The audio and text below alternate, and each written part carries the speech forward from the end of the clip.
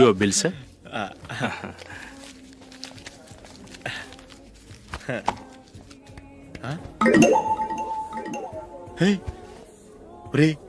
దొరికేసేవరా పరిస్థితి మర్చిపోయాను. అయ్య బాబాయ్ దెబ్బైపోయాను రా.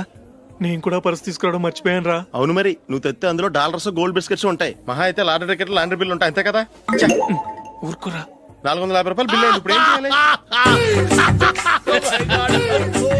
ఒరేయ్, అక్కడికి ఐడియా రా. ఉన్నానండి. నమస్తే సార్. నమస్తే సార్.